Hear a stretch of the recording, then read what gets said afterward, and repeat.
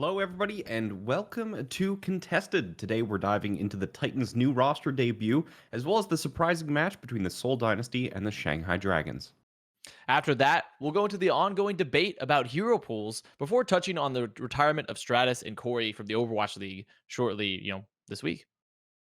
I'm Jane, this is Avast, and welcome to Contested.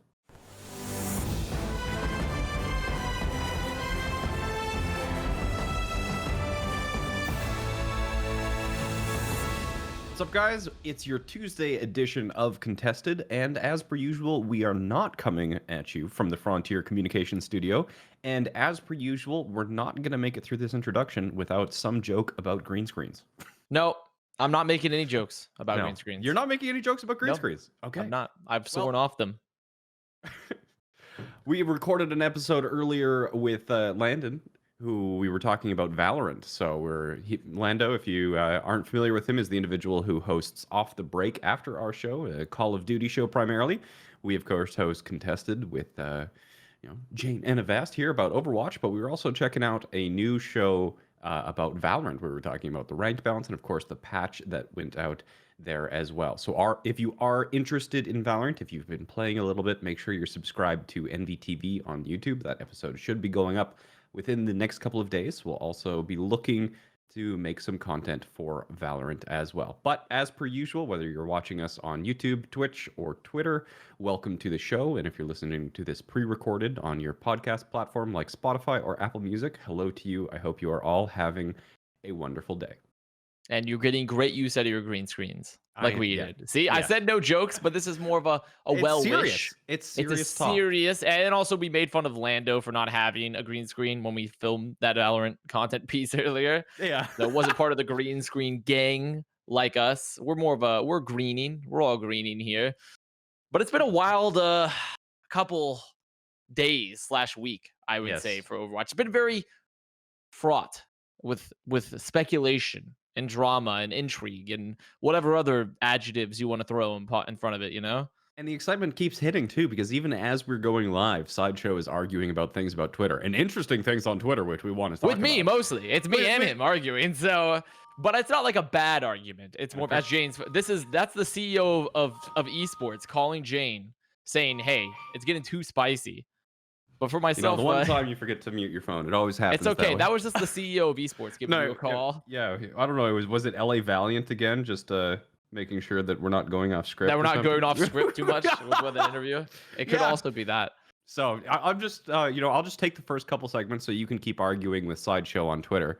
And then, after that, once we have the arguments resolved, then we can actually talk about them later in the episode. But before we get into that, it's Tuesday, which means a weekend happened between now and our last show, which means, what does it mean? It means we have to have a recap. You're dang diddly right. It means we've got a favor. Very Flanders there. Yeah, maybe. Okay. So what if he's a role model? Yeah, anyway, that's true. Yeah, okay. Well, this is your Flanders edition of a 60-second recap.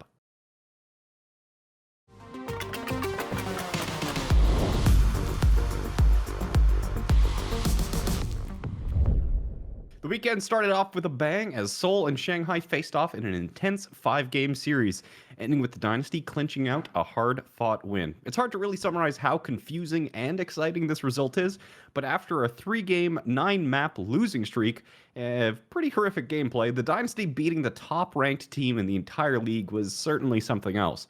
We'll discuss this in depth today, or during today's episode. Moving on, with wins against both the New York Excelsior and the London Spitfire this past weekend, the Guangzhou Charge are looking like a team that is really starting to build momentum after having been put through a gauntlet of games against higher-ranked teams. The Charge have now broken into the top 10 list without having played against any easy opponents, and with those easy games now finally on the horizon for them, watch for their rise in the rankings to continue. On the opposite side of the spectrum, the Florida Mayhem have been dominating a lot of easy teams back-to-back, and with a win against the Washington Justice next weekend, that trend should continue as they'll be looking to take the 4th place slot from the New York Excelsior.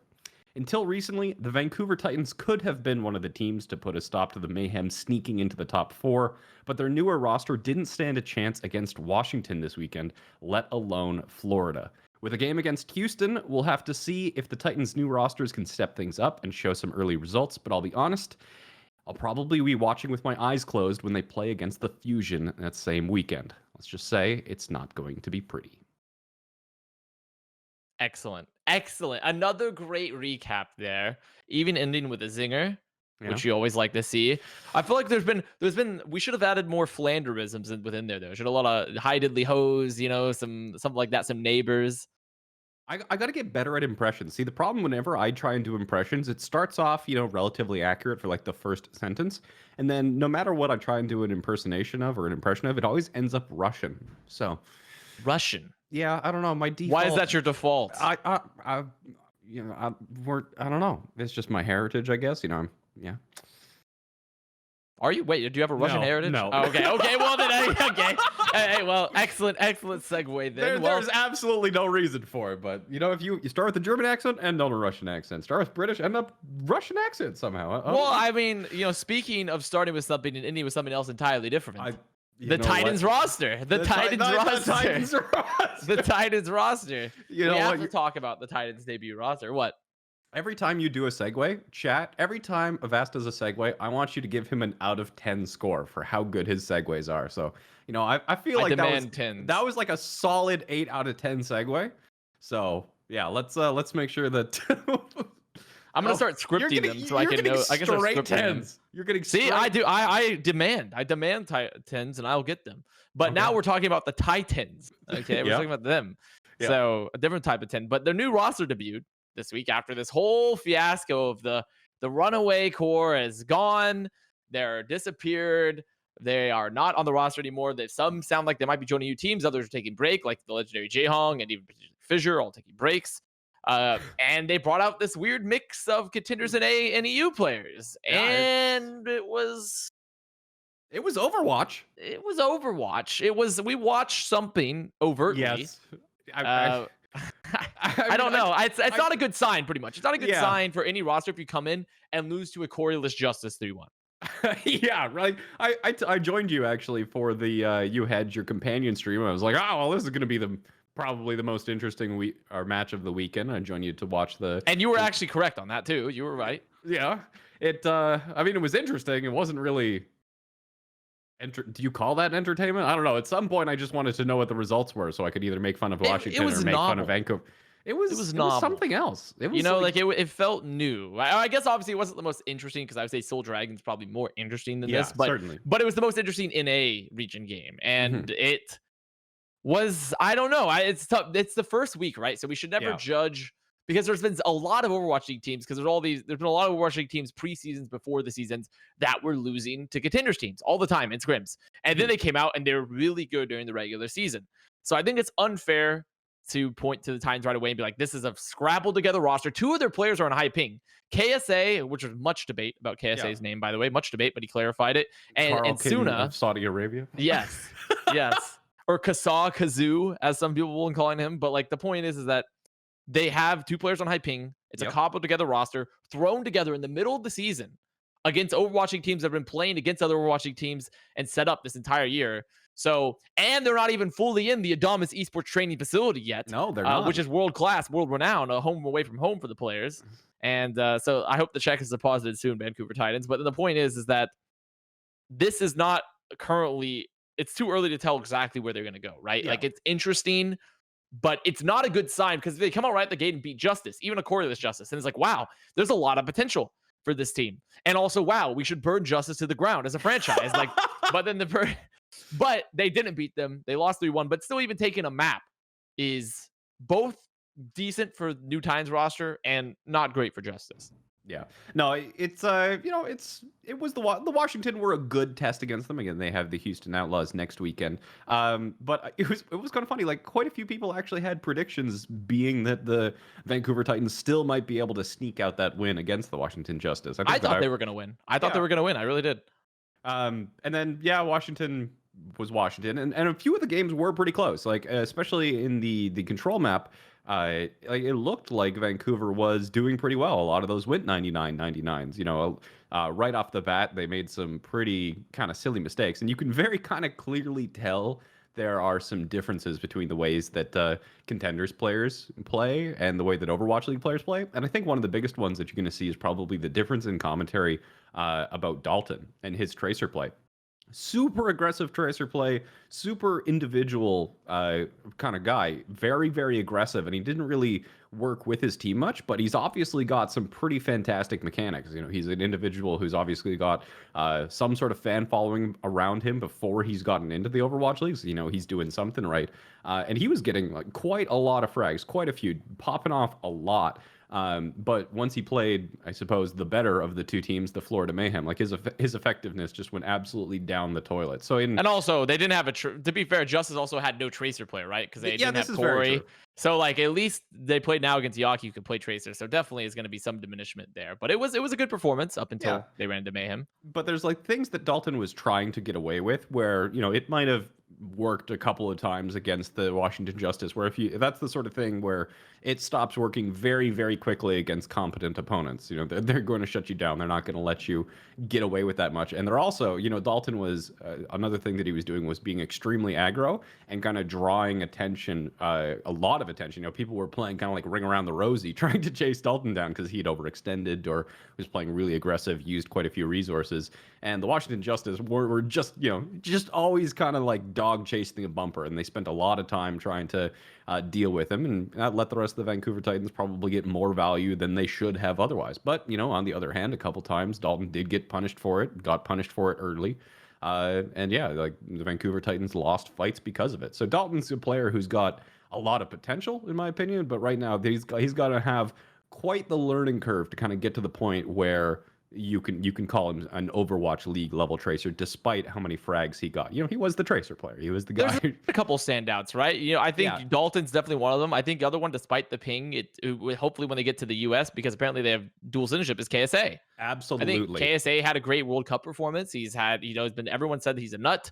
I think this might be, a pretty interesting roster once they get to the States and the ping starts getting settled and they played it a little bit more. There's some standouts coming out already from an early Titans roster, but it doesn't matter if you stand out on a really bad team, i.e. Jerry and Boston, because you're still going to get crushed, right? Yeah, I definitely think that without a doubt, KSA, King Carl of Saudi Arabia, however we're pronouncing his name, he was definitely the standout. Dalton was the one that I think was getting the talked about the most, and I think that I could have offered the opinion that, he's still got a lot to improve on despite the results, but KSA looked really good. Him and Shredlocked, I think the tank lineup from the Vancouver Titans was definitely the standout of the entire roster. The supports, Karkar and Rolf, great players. I was surprised to have them be not as impactful as I would have liked from players. Rolf is Canadian. He played on the Gladiators Legion. Karkar, I believe,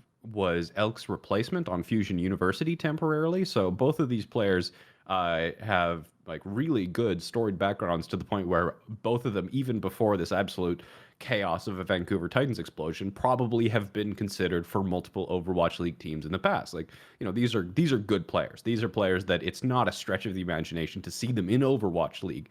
So to see them kind of underperform, I haven't done a full analysis of the game, so that the idea of doing that kind of just like, ugh, I don't want to look at that game again. But I'm gonna really kind of peg that down probably to just the inexperience of the roster. And when they do go against the Houston Outlaws this weekend, that's really where I'm hoping that they can see the most amount of improvement, especially since KSA is your standout and Shredlock working with KSA is doing really quite well. In order to get the most support behind them, having those supports really plugged in, working well with the tanks. Once you've got that core, then you can work on actually making your DPS pop off. But it's like bam, bam, bam. And I'm really looking for, especially against the Houston game, we're going to pretend the Philly Fusion game doesn't exist this weekend because there's not a hope in hell that the Titans are even going to take a map off the Fusion. No. And if they did, then it's a miracle on ice. It's Overwatch a miracle on ice. This absolutely could be the weekend that Chips plays.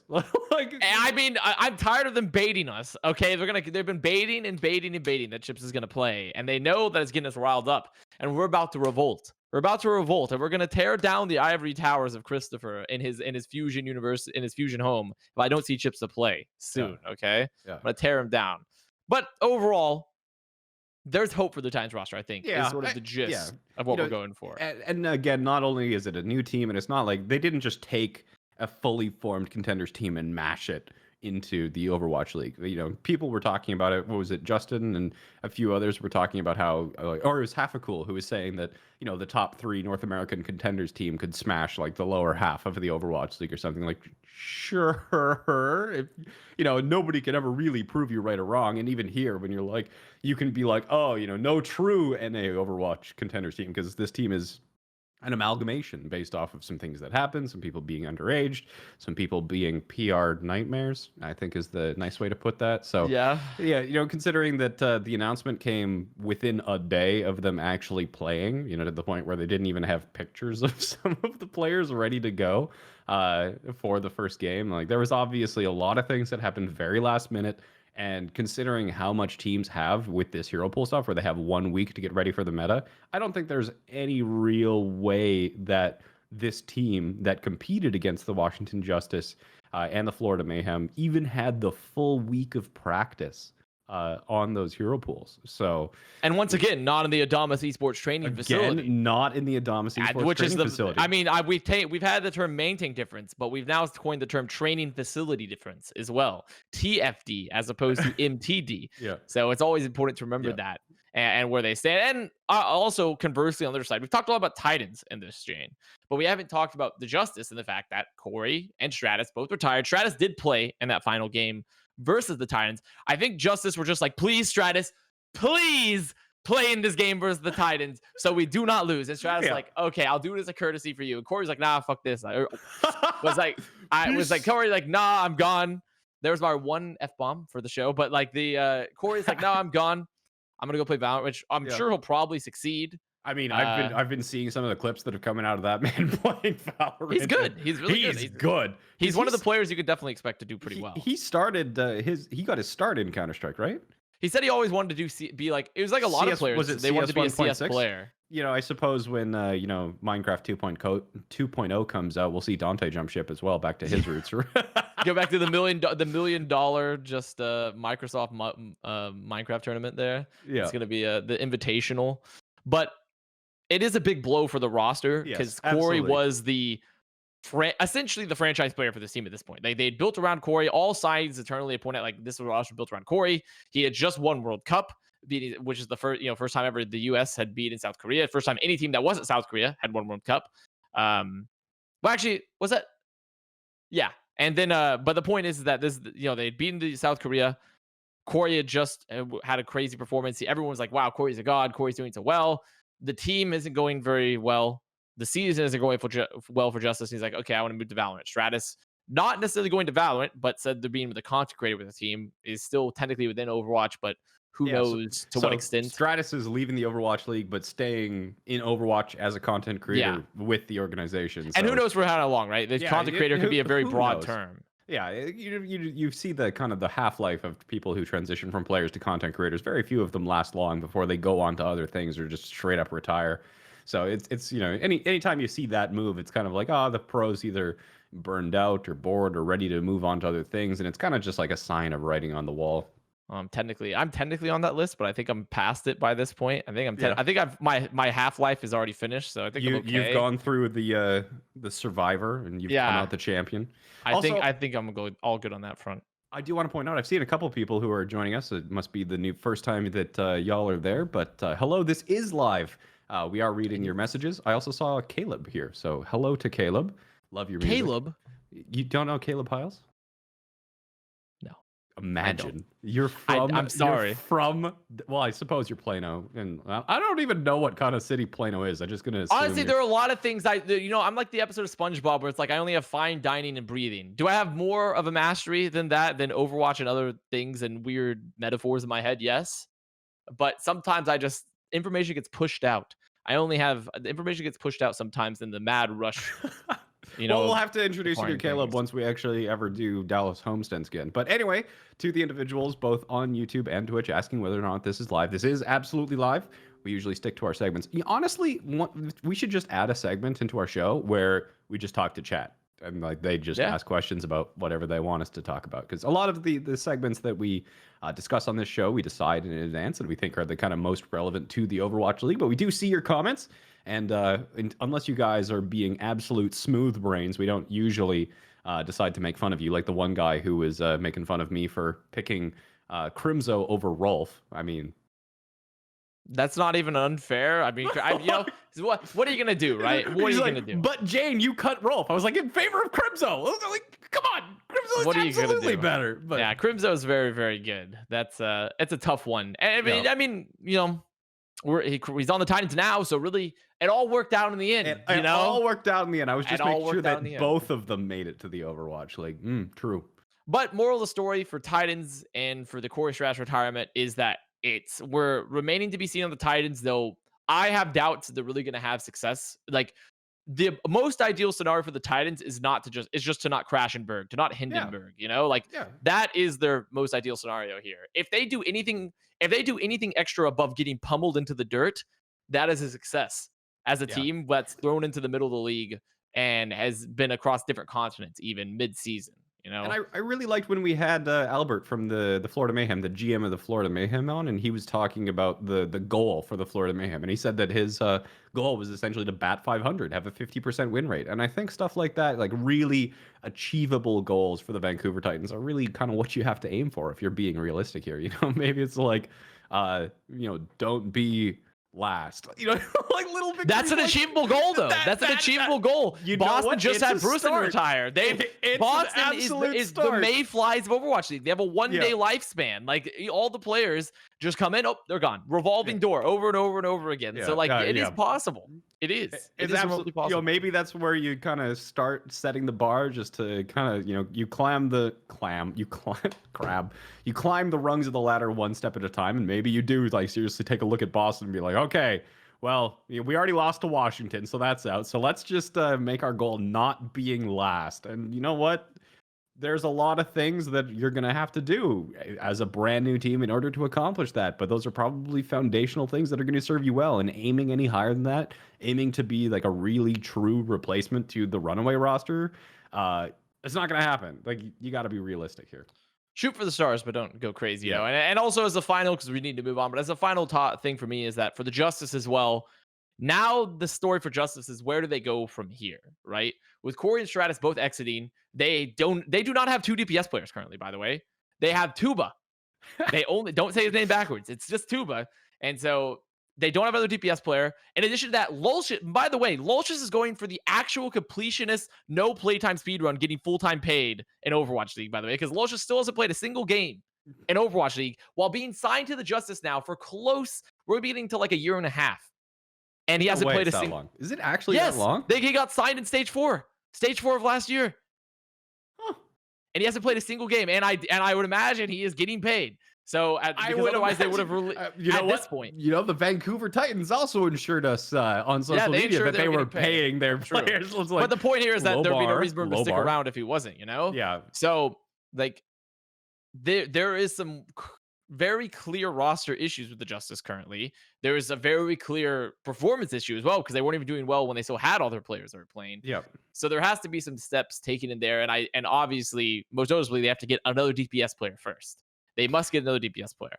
Yeah. I know this. I'm going to be just sneaking this question in here because a lot of people have been asking it in chat. But is it possible that the Washington Justice pick up former members of the Vancouver Titans? Yeah. I mean, there's a lot of good free 100%. Agents just floating around. And Justice is not afraid, I think, to spend the money that's required to do so. Like, as opposed to like people saying, "Oh, Boston should pick up this team." It's like, no. That's not happening. That goes entirely antithetical to what Boston's just entire game plan around the team is. But Justice is definitely possible for a runaway member to potentially enter that roster. They have a mixed roster already. It obviously wouldn't be exactly what they were used to because they've been on an all Korean team for a while, but surely if the chance comes up to play and the price is right, they will make it work. I mean, some players really, especially Korean players, really don't want to, but it just depends. So I do think that we're gonna have to look towards that in the future and what sort of pickups they'll be making. But moving on. Now that we've gotten involved with them, is I'm just watching Jane. I'm watching. I thought you were looking at me slyly while you were like, "But you're what's going on over there? what's are you? What's is it okay? Well, I'm giving your segue a 3. Oh, I was like, what's happened? You distracted me. Well, you know what? Distracted me. Only professionals don't let themselves get distracted when they're ready to segue between topics. Okay, So- well, this would be like I'd be like over here. It's like, Jane, just pay attention. Pay attention. Okay, whatever. Moving on. man, We're going I'm on here. I'm a professional. There's nothing that you can do to Okay. throw me off. However, We're your moving on. transition. Wait, is it backwards? Why is it backwards? Do I have to draw my numbers? What? I'm giving you a 0 on your segue rating. You I'm giving you a 0 barely on the segue even rating. segued at all. We're segueing right now to Soul versus Dragon. Soul versus Dragon. The most interesting team. I mean, I'll give that a 4 for its utility, at least. The most interesting match of this weekend, ideally, for the entire weekend, was Soul versus Dragons. And this is after Soul had just come off what? Like a 3 match, game 9 map. What 9 maps? Yeah, they didn't win a single map. They actually had the fastest speed run ever done to them not that long ago during the weekend previously. They were getting dominated, they were getting rolled, they were getting smoked, whatever you want to use, whatever verbiage. All of those. Put all of those together. Like it was bad pancake. gameplay. And now they beat Dragons. And now they in just map 5. they slapped the dragon. You know, they didn't. They didn't slap, but it was a map 5, right? But that's still impressive. It was very impressive. You know, and they even did it with Marvel on Off Tank. Yes. Yeah. Which is mind-boggling once again, because I reviewed their games of Marvel and Off Tank, and I was like, this does not seem like the play, and then now it's working. So I mean, he's a professional player. Like it's like Teemo main tank all over again in the Rouge Kong. You know. yeah. You know, they were doing the thing where it was 2 main tanks and Michelle's not playing, and then the first 2 games of the 3 games that they lost. They had, again, Marvel on the off tank. Again, Marvel primarily, as far as we're aware at least, in this dimension, is primarily a main tank player. But and it was mostly Sigma, though, correct? No, it was playing or was it Diva? Diva? Because I thought it was mostly well. Sigma. Because well, that's even more. That's right, actually. No, you're right. Because I was like, yeah, it was mostly Sigma, which aligns with what we've seen Marvel do. But no, he played Diva as well. And his Diva was atrocious before. Atrocious. Yeah, so and then even now, when he was like, you know, they're doing way. Excuse me, they did way better. Marvel again looked pretty good. You know, maybe the lack of Echo here really helped him out because Prophet was an individual who was struggling with them.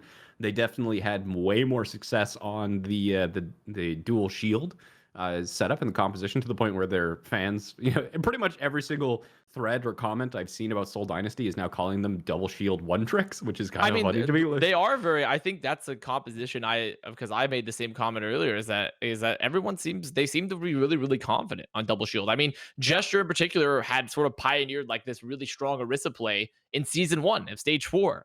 Mm-hmm. So I do think it wouldn't be impossible. It wouldn't be, you know, that out of the craziness, out of bounds to say that they would be very comfortable in those compositions. And I think the craziest thing about all of this is the fact that they went from a 3-game win streak to when they were looking really dominant to this 3-game loss streak, and we couldn't really put our finger on the pulse of like why they fell from grace, for lack of a better term. And now they got swept by the Shanghai Dragons in a match that we thought was really going to be close. This was right when Seoul fell off, and then everyone's like, Seoul is absolute trash. Everyone expected this game to be a sweep for the Shanghai Dragons. Turns out to be a map 5 series, and I really can't put my finger on kind of what's going wrong week to week. And the thing that I'm really coming back to is this really kind of demonstrating the volatility that Hero Pools is bringing into the Overwatch League? Because I know that after this match, Johnny Reinforced tweeted out that the Hero Pools have completely...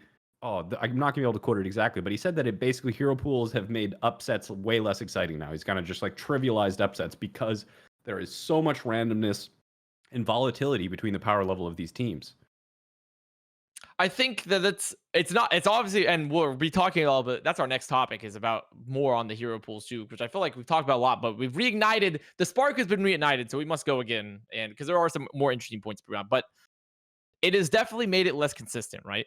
Way less consistent. Way less consistent. But I will say that if you tracked from the beginning of the season to its current state, are any of the current, really, for the most part, all of the leading indicators and all the performances that we see up to here has been mostly about the same teams doing really well, you know? Yes. Like, so I do think some of this is a feel of like, wow, this is super inconsistent. And it's true. A team like Seoul, which everyone was looking really good, and then goes on a 3-map loss streak and gets bodied during those 3 maps, those 3 matches, I should say, not maps, is definitely looking bad. And then beats Dragon, who hadn't lost anyone in a very long time, right? But also, we're once again maybe ignoring that the Asia region in particular is better than we expected, Yes. or is the best region, which I think is another argument for that. I think that the teams currently in the Asia region are some of the best teams, if not the best region in the entire Overwatch League. I do think that people are still underestimating that a bit, and that reads into the whole like, what's going on in Asia region? It's also crazy. They lose left and right, but it's like, but this is what's going to happen if teams are very, even if it's like a blowout one way and then a blowout the next. Yes, that points to hero pools, but it also points to, I think, teams, because at the end of the day, Justice is never going to blow out Dragons, okay? Or Boston is never going to blow out Dragons, no matter the hero pool, unless the hero pool means that we have thrown all the players into the pool and cannot reach their keyboards. There is no way that they're going to blow them out, you know? So I do think this issues of consistency are somewhat overblown because it feels like upsets happen more regularly, but maybe we should stop thinking about them as upsets and start thinking of them as teams are a little more equal than we thought, and hero pools make it where there is some of that RNG factor, though. It does make it less consistent. And I think that's a narrative that hasn't really been touched upon at all in relation to like the Soul Dragons game in particular and what happened before that. But there is no denying that hero pools have definitely hurt the consistency, and some teams perform better on different hero pools than other. I think Dragons are a great example of, you know, now that they weren't playing Echo, and also remember that for last week, that I think it was last week that Brigida was banned. So some of the power that was given towards like those flankers and things like that, that did not occur. And it's changed that because now they weren't playing Echo, right? So it is just something to think about with hero pools and souls. Like, okay, they might show up different power levels week to week, but overall, I still think they're a great team. And I still think that even if they even if they beat Dragons in a map 5, that doesn't make Dragons any less good. It just means that Soul's a good team and happen to have a really good hero pool for them, right? Yeah, I don't think there's any way that I can try and empirically prove your points one way or another, right or wrong. Last week I think was when we talked about the power differences between the Asian region and the Pacific region, and you made the comment that you thought the Asian region was better than the Pacific region. I thought it was the reverse. This weekend's games definitely made me question that. I was like, I am now less certain that I'm correct, and I'm like, no, the Asian region is looking really good here.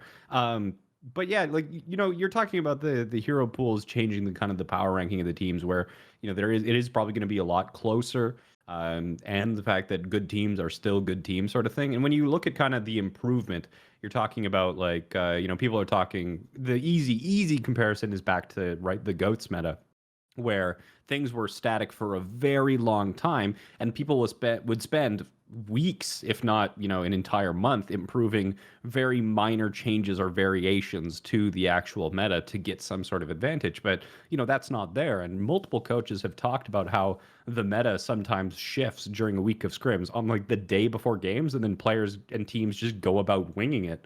So the kind of the rate or the scale of improvement happens a lot more vertically. It's kind of like, if you're talking about improvement in terms of like a team's power level, it's very much a logarithmic curve. But at that very first start, where everybody's back to square one and nobody really knows what works other than kind of like the base fundamentals and the theoreticals, it's like there can be massive variations. Sure, you are going to have the good team still being on the better half, but just if you're a sciencey nerd guy, you can be like, the uncertainty bars are just going to be way larger. So you're not going to see the kind of upsets that you're talking about, where like Philly's going to lose into Washington.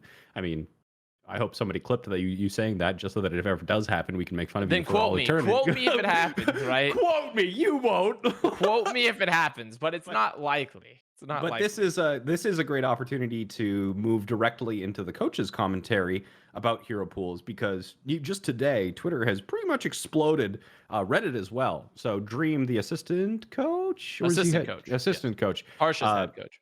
Yeah, I always just assume that the person who's most vocal on Twitter is the head coach. You would think so, but that's not how it you works. would think so, but apparently that's not how people get jobs in 2010. So 2010. We've In gone back into 2010, we've hit the time loop. We've gone backwards. Yeah. So Dream tweeted, and we'll read it out. But so far on Reddit, there's over 1,000 comments. So personally, I thought that this hero pool thing was done and sorted. So did I. But no. I mean, nothing else has taken the place of of the community's ability to just arbitrarily debate about ad absurdum. So we're stuck on hero pools. So I'll read off Dream's series of tweets, and then you can let us know what it all means, because you've been involved. I have in this been this afternoon. engaging a lot about this topic today. I was taking a nap, so I'm a little bit behind. But so this is a tweet storm. Tweet 1. I've never been more frustrated with the community and their separation from the competitive scene than when I read the Reddit thread about how hero pools are great. Hero pools are the worst thing ever to happen to Overwatch. Everyone I've talked to hates them. They make our lives hell. The system is a joke and ruins teams' abilities to iterate and learn and improve. You can't watch film of yourself or your opponents because it'll never be the same meta again. Half the time, the meta totally changes on Thursday and everyone is just bullshitting their matches. I can go on, but the bottom line is that for a large number of players and coaches, Hero Pools is a terrible system that makes Overwatch League way more stressful and way less rewarding. It is a huge reason you will keep seeing retirements. Hero Pools have to fundamentally change. 222 and Hero Pools are crutches to fix the fact that Blizzard can't balance the game. We were told that there would be faster balancing, but May didn't get hard nerfed until April 15th, and she's been OP since December. She isn't even that bad post-nerf. We need more aggressive changes. It's a lot. Yeah. It's a lot. And before we even get into this topic, I think the important thing to recognize here is that at the core, most fundamental issue, and we have discussed this before, and the many times we've sat there and banged our heads against the walls that are hero pools and talked about this ad nauseum, this topic, is that we need more heroes, right? We need overlapping heroes. We need faster balancing. And granted, I think it's unfair to say that Blizzard hasn't been balancing more aggressively, because they have. They have been. Now it's not, absolutely have been. but it has not been necessarily to the level that we want. And in addition to that, and I think more importantly than that at times, is that we don't have enough heroes that fulfill similar roles. Like there is no other one else who does like a Mei role, no one else who does an Orisa role, etc., etc., etc. No one does things that are a Lucio role. Like there are definitely just subsets of heroes that have no other replacement, and while other games that have far larger character rosters, they do. So that's at its base level. Everything about this entire discussion, hero pools, pick ban systems, everything is a direct result of Blizzard not having the balancing or the hero roster that the Overwatch community deems is necessary and thinks that is required to have a very competitive ecosystem without artificial changes, And I also think the other topic that's been lost in this is that I think a lot of people are like, well, we need to get, everyone's like, we have purists. Like, I think a purist example would be Dream, Sideshow, Johnny, Reinforce. People like their topics are, we do not need hero pools. We don't need any of this. We just need more aggressive balancing. It's like, duh. Like, obviously, but that's not the point here, right? The point here is that I can't. And also, you guys in the Overwatch League team, like the people that are directly in Overwatch League, like the coaches, the casters, the analysts, blah, blah, blah. You guys can't make Team 4 balance any faster. You can't make Team 4 release heroes any faster. You can't do that. Like, you can't make them do that. Like, that's on their own time. They also can try. They can try, but there's no guarantee, right? They have no direct affectation on it. And also with COVID and things like that, and Overwatch 2, these products could likely not even be possible in the current pipeline of development, right? Or it's just, so you can't change that. You can complain about it. You can say all you want about it, but you can't. But you know what you can change, especially if you're a direct member of the Overwatch League? You could change the rule sets. You are allowed to implement rule sets. And so even if it's not perfect, then we have to come to a conclusion somewhere of like, pretty much the moral of the story is, do we prefer to have a rule set that changes up the viewer experience and 100%, whether teams want to admit it or not, does force them to experiment and go outside the meta comfort zone, because it is 100% a thing. And it does also make teams have to reevaluate what heroes are good and what heroes are not on a weekly basis. Or do we want to admit that the system is so bad and is so detrimental to players and coaches' health, mostly because it's already a very stressful job? To be a player, to be a coach, you put in an ungodly amount of hours. This has only made it worse. I do think some of that is definitely teams often work hard, not smart. And so they put in too many hours instead of just getting the most efficient practice possible. But it doesn't change the fact that it's made their lives harder. And where are we drawing the line? Where are we drawing the line? Because the topic of debate here is just, I think that these systems are in place because Blizzard can't currently fix the other problems of the game, right? So instead of demanding Blizzard fix their problems, which we can't really affect, we can put the rule sets in place, at the Overwatch League level. And then we just have to evaluate, is it even worth it? And I think that's really the basis of discussion here, is that instead of saying we need better balance, like obviously it's like, but where do we draw the line for artificial rule sets since Blizzard won't fix it? Where do we stop it? Open question. I don't know that one, so I'm gonna just. Well, I would imagine, like, let's say for example, this year you were a coach for Dallas Fuel again, or for some other team. Yeah. Would you say like, and because imagine, like, let's say whatever your workload was last year, which was probably pretty high, and then imagine like increasing that like by 1.5 times the amount or double the amount, right? How would you be feeling currently? Do you think that the system would be worth it? Do you think it would not be worth it? I mean, yeah, it's definitely, if you're increasing the workload anymore from like last year or something. No, I mean, the only way you could really do that is if you did constantly like 7-day work weeks. You were already working pretty much the entire day, 6 days a week, sort of thing, with no breaks. But this really does get to the point where like the reason that this is such a big deal, as I was talking about earlier, about that kind of logarithmic curve of improvement, is if you're completely new to something, right? The first hour that you attempt to perform at that ability or do anything, you're going to be the worst at it, but you're also going to see the highest rate of improvement. And these kind of like week-long balance patches with these new metas, these new compositions, you never really get to the point where teams are reaching those areas where there are diminishing returns for people practicing. People are always at the point where every hour counts, to the point where you can't even really take a misstep, right? Where if you go in one direction and it's wrong, you don't have time to recover from that mistake, and you don't learn from those errors. You can't recover from the next week or anything like that. It's like, oh, we made a mistake. Well, that's that week. You're constantly in crunch time, right? So I would suspect, people have been talking about it. Even Dream mentioned it, that sometimes the meta isn't figured out until Thursday. And, teams scrim each other. Teams won't scrim the opponent that they're directly playing, but through this network, everybody kind of scrims everybody, at least regionally, right? So if you are working on some sort of composition and then it just gets beaten by a team on Thursday playing something entirely different, like, what are you going to do as a coach, right? You're going to switch to the composition that beats you, that you don't think that you can counter, especially if you think that your opponent is going to pull that out. So now it's Wednesday or Thursday, and you're pretty much back to square one again, where you have to work with your players, work with everybody to try and build up as many of those hours as possible to get as high on that vertical line as possible, get your power level as high as possible, as quickly as possible. You are permanently in crunch time. It's not just Monday is crunch time. It's like Wednesday or Thursday can also be crunch time. And then VOD analysis, not there. You can't learn from other people or anything like that. So I think one of the biggest changes that you actually could make to the rule set is to extend things, either to kind of like, even 2 weeks would make a difference, but probably a month or something like that, some sort of longer period of time where there could be, there's going to be this absolute crunch time where everybody needs to figure out what the heck is going on week one. That already existed with major patch changes. It's not like teams aren't used to that. When patches were coming out, teams would always be like, okay, like, what's the situation?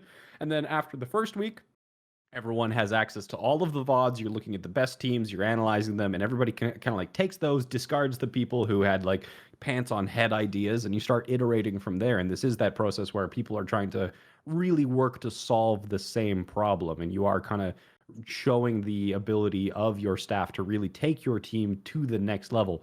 But the way that the Overwatch League is right now with teams' performance is that there absolutely is a massive advantage for just playing more hours of practice. And that's a rough place to be. And that's really like, you're at the point where it's probably worth it to triple block pretty much every single day. And, previously last year, you would only triple block if you were coming up to some pretty like extreme things where you needed to perform, or you had really tough opponents, or you were really starting to fall behind the power curve. But you're existing in a place where it's optimal to triple block every single week. That is, you know, one of the reasons I left coaching is because like the stress level was way too high for me. So yeah, like just imagining where the stress level is at for players this week, especially, I hear things about like Curry Shot, bless his soul. He's an amazing coach, super hardworking, but I mean, that man is going to work himself into dust. There's a lot of people, especially when you're working in a competitive league like that. Um, the expectation is for you to win, and this is not a 9 to 5 job. If staying until midnight gives your team a better chance of winning, and if your team doesn't win, you're fired. The implicit requirement is for you to pull 12, 16-hour days. So, extending these kind of hero pools out to 2 weeks, 3 weeks, a month would have a benefit. But right now, we are absolutely in crunch time. I thought that this was kind of understood, that this was the world that Overwatch League was in with these hero pools. I guess people are just starting to realize that it is a much Could be a greater. cumulative effect, right? Yeah, Like yeah. people have been experiencing it, and then they didn't realize how tiring it is until it goes on for weeks and Yeah. weeks and weeks, and then It's one of the reasons that I haven't been doing really analysis videos this week. Or this year really. It's like I'm not super interested in the in-depth analysis of these games because they don't get to the level of strategic and tactical depth that the games did last year. It's just a reality. These teams are having on average, well, I mean, at maximum, let's say 4 days to prep. Like, can teams really come up with such unique and fantastical tactics that we have something to talk about for like that long? This is coming from somebody who's reviewed Kongju Panthera versus Runaway. They're like, I did like a 7-hour review on all the different things they had for all the maps, and it's like you just don't have the time to get your level of gameplay to a point where it is strategically interesting to analyze. You have these very base rules, very base kind of setups, practices, rollouts, compositions, counters, and like the really, really kind of nitty gritty high level stuff that we saw, especially in the GOATS meta, just doesn't exist anymore. And I thought this was kind of like known, and especially when you're looking at the casual viewer base of the Overwatch League, a lot of people just don't understand Overwatch. Or the way that it's played, or the way that pro players approach the game. And I think it's made it much more accessible and exciting for casual viewers to actually understand what's going on and be more kind of in tune with everything that's happening. And I think that there's a lot of positive changes to it. Primarily, those changes are the benefit of the audience, certainly not for the players or the staff. Do you want to actually talk? What am I gonna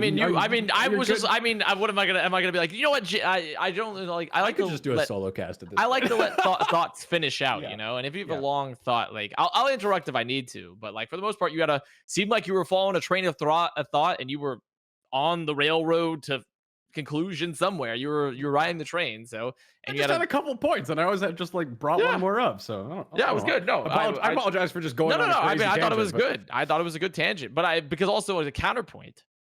And I'm in a very particular school of thought of this. In fact, there's a couple groups of people that fall into this school of thought. I consider us very counterculture to like the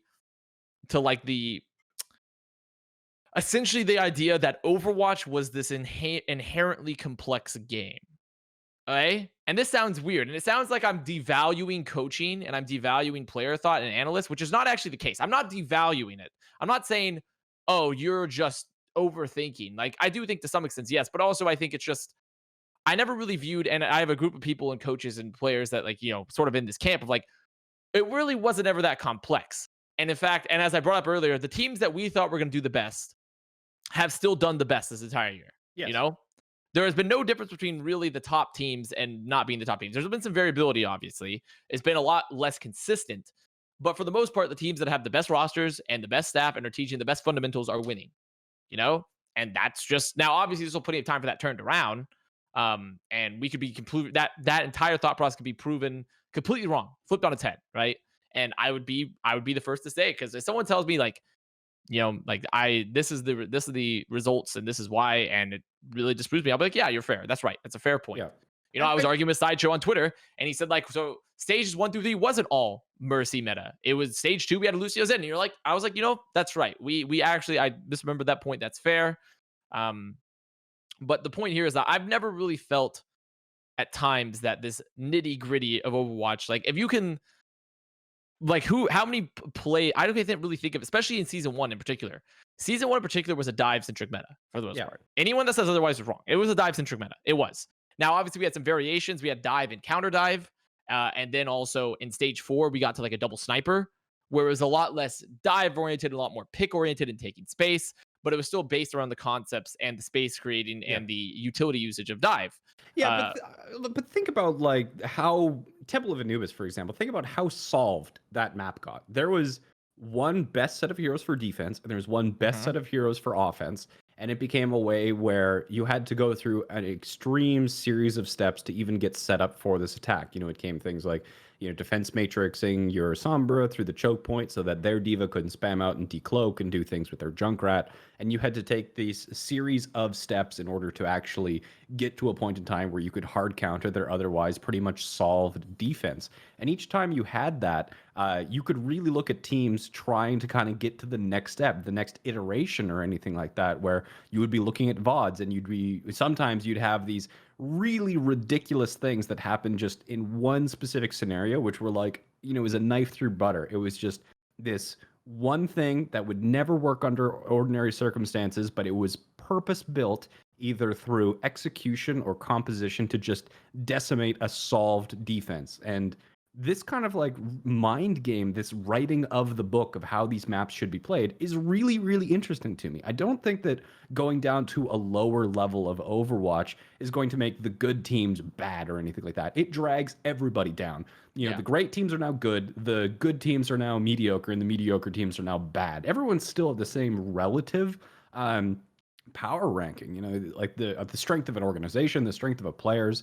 That isn't going to change that much. But I think that it's hard to say that the game itself was not complex. The meta game, the evolution of strategies, the counter tactics, back and forth, week to week, when nothing else was changing. The only thing that would give you an advantage was iterating on what was known to be correct or true, or catching somebody off guard and finding an off-book solution that somebody hadn't prepared for, because at that point you were prepared for like, you had one composition and you were prepared for like 7 different approaches to your composition. Like, that level of detail and preparation just doesn't exist in this year's Overwatch. Yeah, I tend to agree with all that, but also I throw in a counterpoint that personally, from a player that experienced it and from a player that's now been watching it, it's more of, it's not that that's bad or that that's incorrect, because there are these really unique situations that people can prepare for to create this really interesting one-time offense or defense, right? But it just never happened that often. It's just, I felt like when we got to the in-game scenario, what really happened, what really the most important factor at the end of the day was never this strategic depth. It was always the most it was the base fundamental of understanding your econ, understanding your space creation, your utility, and those were all the teams that end up winning, because a lot of these times these strats that people had just fell apart. They just fell apart in game because Overwatch is such a chaotic game that once you get into it, it's like being a general. Obviously, there's no, like, it's far less serious than being a general in like an actual military sense, but like, you can have the best strategies in the world, but once you get onto the field, it just Yeah. falls apart. Yeah. And Although, who and then the most base strategic and cohesive units are the ones that come up on top, because they have this very base level of knowledge and cohesion. And so it doesn't invalidate any of this high level play. It doesn't invalidate what this is. I'm simply saying, from a point is that realistically, this huge, vast swath of, like, as if we've burned down the Amazon rainforest of Overwatch and we will never see its likes ever again. To me, it's almost like saying, is really vastly overrepresenting how complex it was most of the time. Because realistically, especially since the majority of Overwatch has been a mirror at the highest level or at a very similar comp style, it just came down to the execution and not really what sort of crazy play came out all the time. And the teams that were the best trained and had the best discipline and the best understanding of basic Overwatch were generally the ones that were just executing better.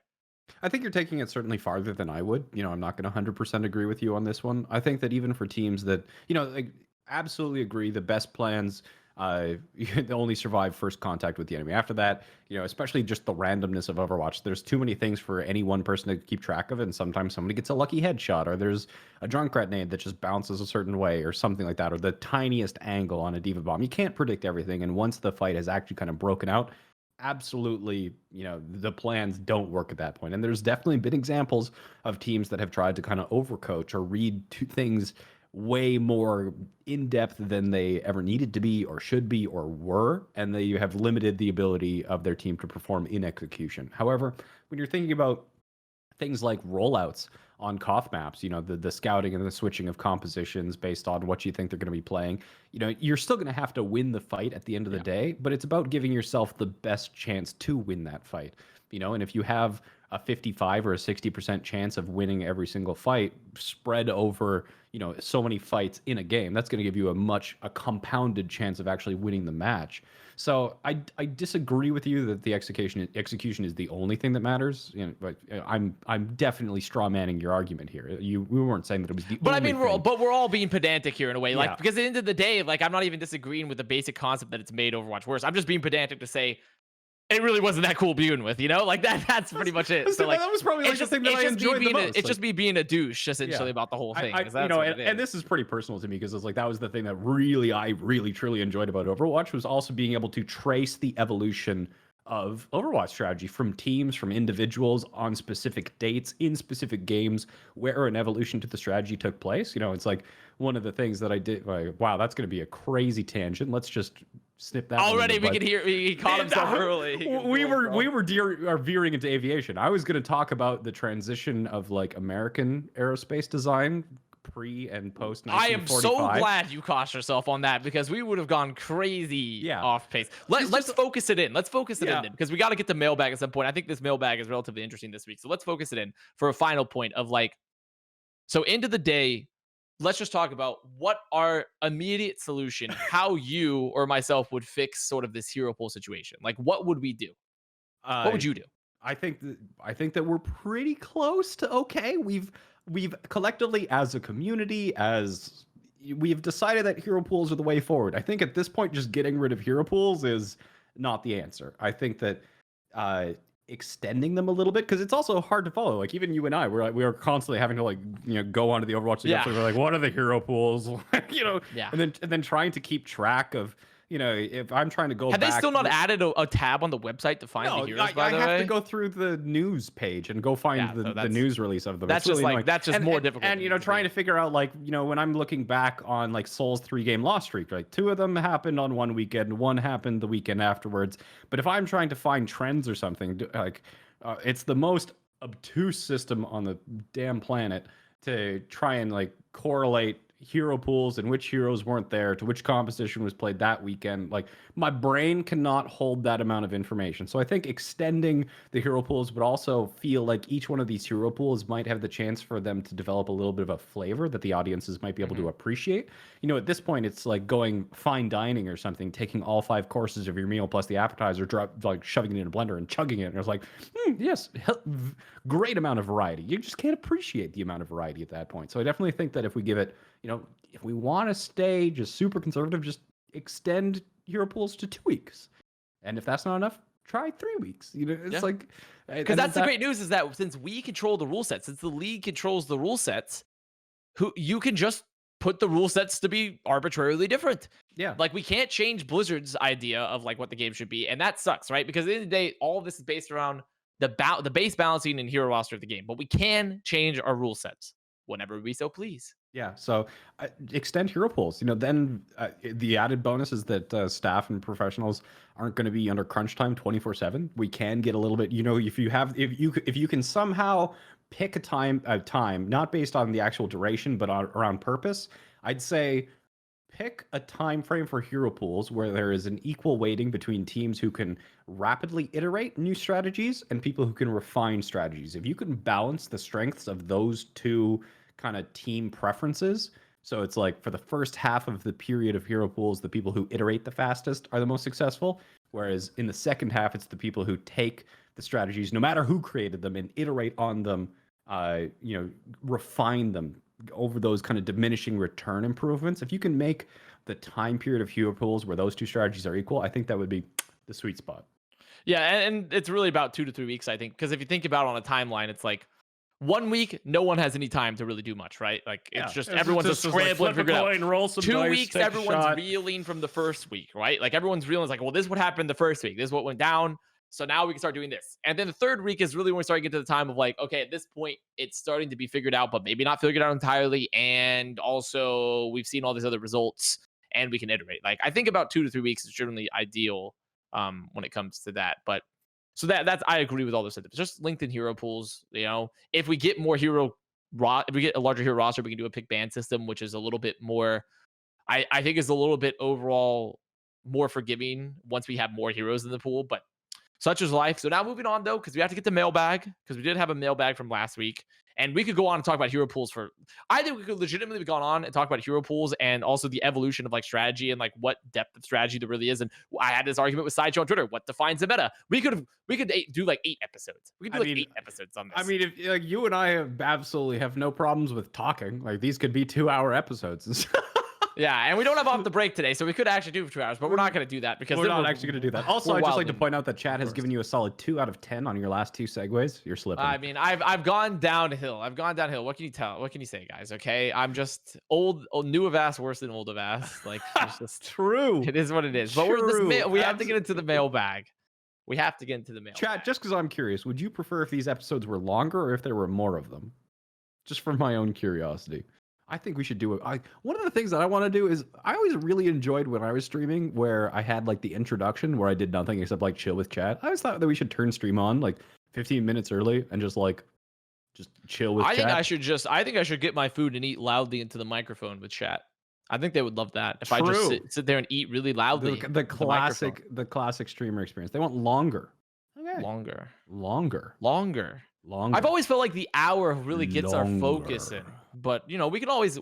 The other good thing about us is it's our show, so we could sort of change as we desire too, and according to your desires. I mean, at the rate that we go through, Anyway, interesting. I'm super surprised that so many people said longer. There are definitely some saying both and more, but primarily it's just really just that whole thing of like, we want to keep it focused. What do you mean no love for YouTube chat, Jake? We see you.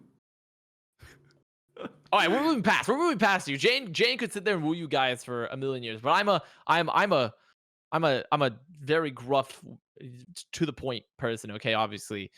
So our mailbag from last week was on the topic of, this is another topic we go for a long time on, was the topic of should players that say or do very heinous actions in the past, whether it be things like racism or sexism, things like that, should they be giving second chances based off of like the length of the term that it happened, based off their age, what happened before? Like, if it's a first time offense and the player was maybe very young, do we give them a second chance? Do we allow them? And also, what's the window of sort of like what's the window of allowable to give you a second chance?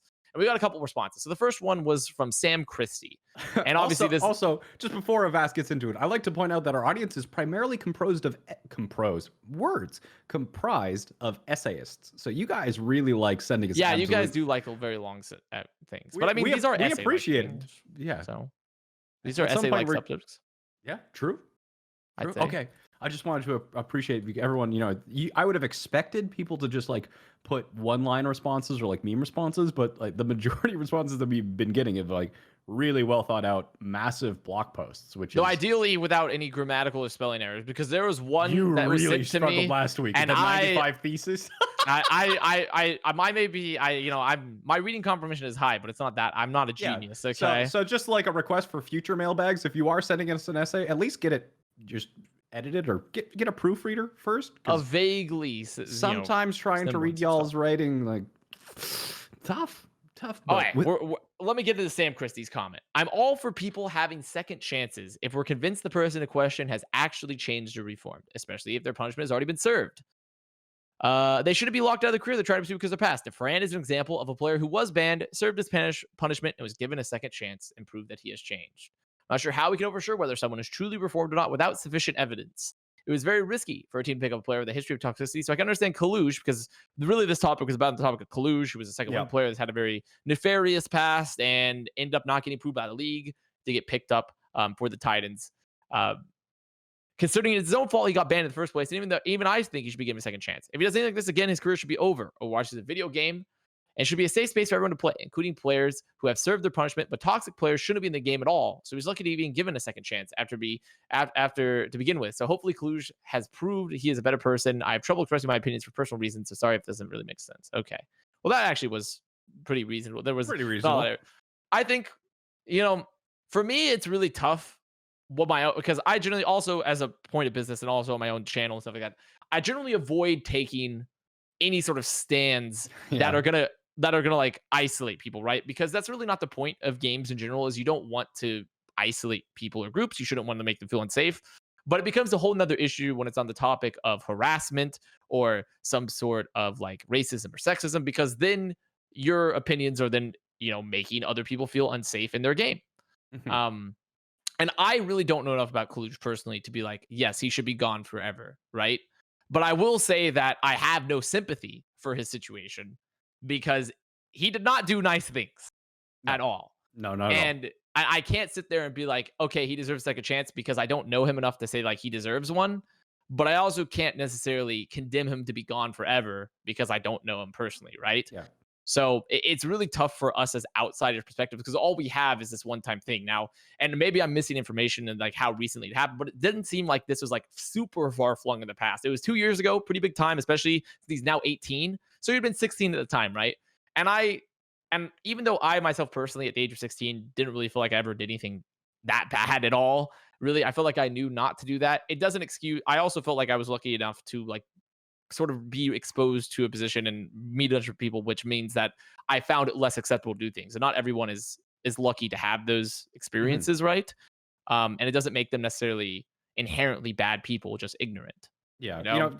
for my I have a, pretty much my entire career path has always been in some sort of like mentorship or instructor role. So I lean very, very heavily towards giving people a second chance and trying to help them improve, and even if they are doing, or acting in quite abhorrent ways. And even within the Overwatch community, I'm somebody who, not during the most recent incident, but back when he was on Goats and before actually all of the stuff that he did that kind of got his really bad name, he was already known as being pretty toxic. And I was trying to be one of his supporters, and like he was. I believe there's a few videos on my YouTube channel even where he was coming on to review Goats games. So I was in contact with him, and he was like really quite professional and cordial when he was with me, and I knew that he was toxic and he had a history of boosting. But it was like, try and encourage people to change in a positive way. And if you really do get to the point, at least it's my belief that if you exile somebody from a community, that's not going to change them. It's very unlikely. And there are people, who are big fans of people who are extremely toxic. And I think that, if you ban that person from your community or exile them, you're not only not going to change the person, but you're not going to demonstrate the people who kind of follow those, figureheads or opinion havers, opinion setters, that that kind of behavior is just not acceptable. So I think that, at least in the long term, it is always better to kind of confront these issues head on and try and help a person change in positive ways.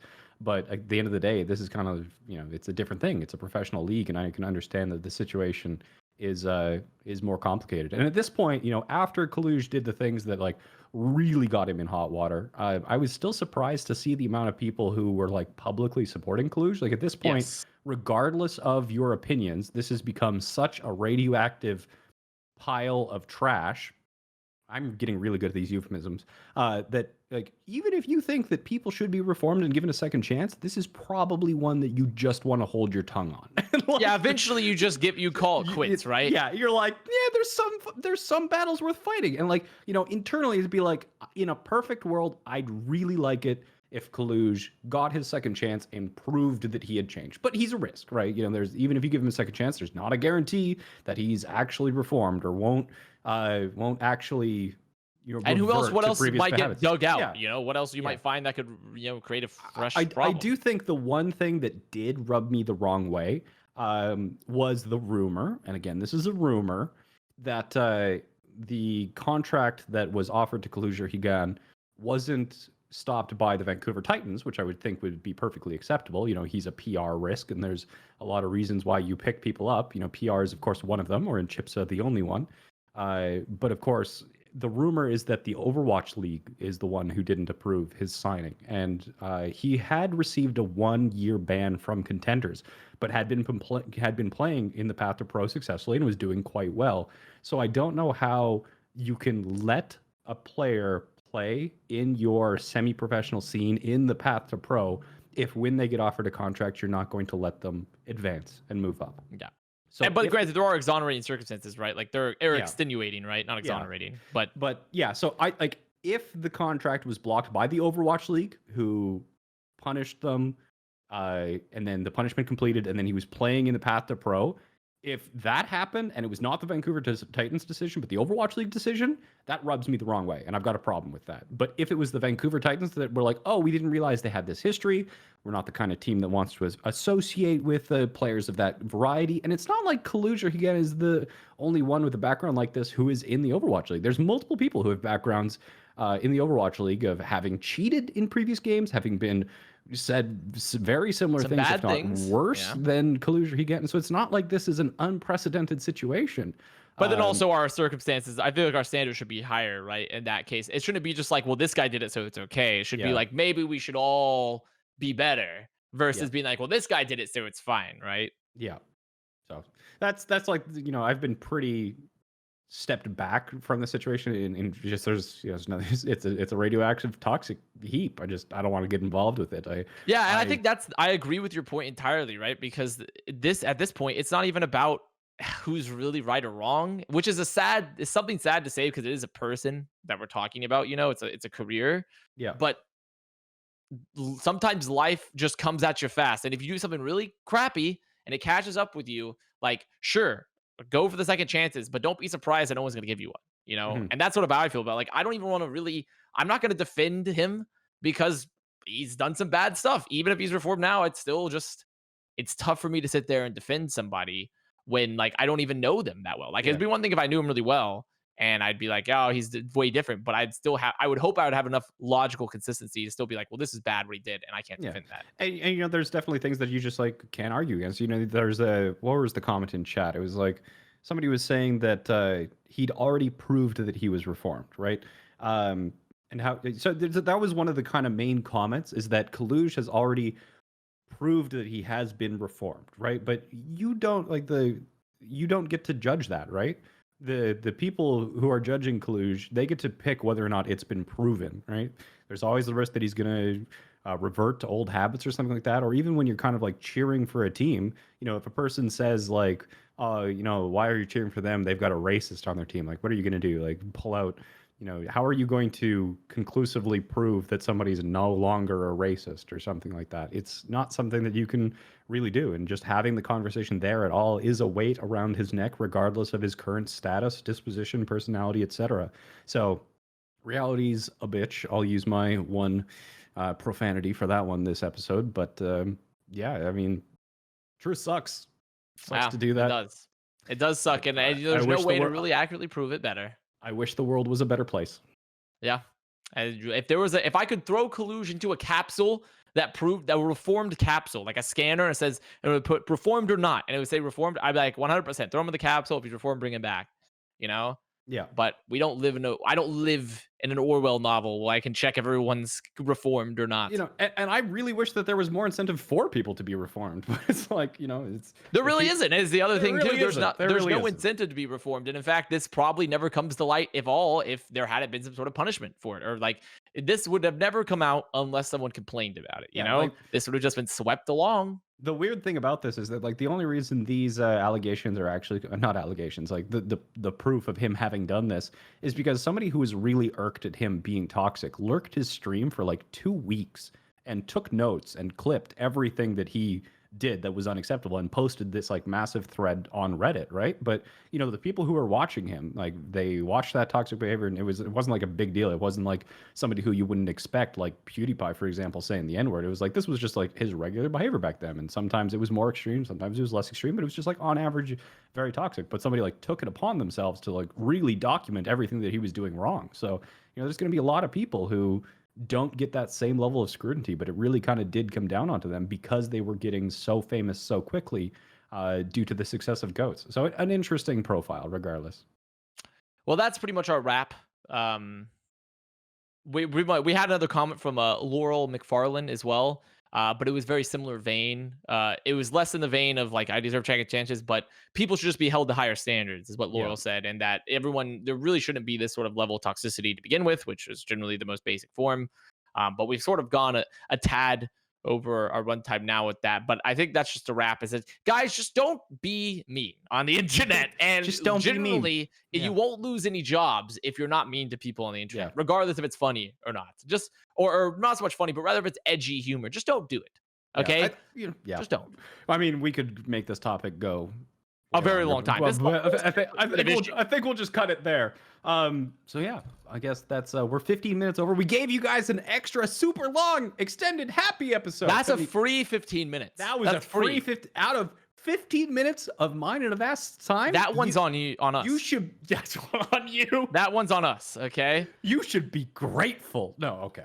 But yeah, that's Tuesday's episode. So we'll be back Thursday at 5 p.m. Central. Unfortunately, we won't be able to give you a super long extended happy episode on Thursday because Off the Break happens after episodes. We have to hard stick to 60 minutes where, Tuesday we're a little bit more free to just do as we please, talk about what we want. But yeah, whether you're watching on Twitch, YouTube, or Twitter live, I didn't actually Mailbag. see any comments on, what are we doing for Mailbag? Mailbag. Did we decide on a mailbag? I don't think we actually decided on anything. So I mean, Chat, what should our mailbag be? Just let chat decide on the mailbag. We could Okay. have a meta mailbag where the mailbag is what people think the mailbag should be.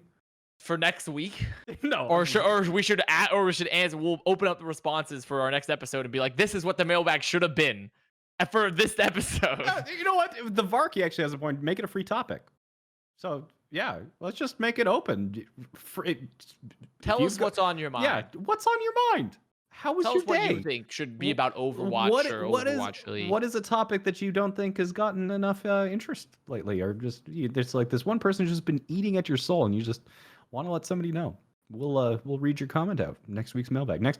Thursday's mailbag. Thursday's mailbag at this point. The first comment is they've got strong words about your haircut.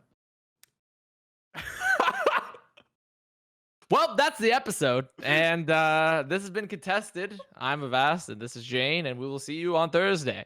See you Thursday.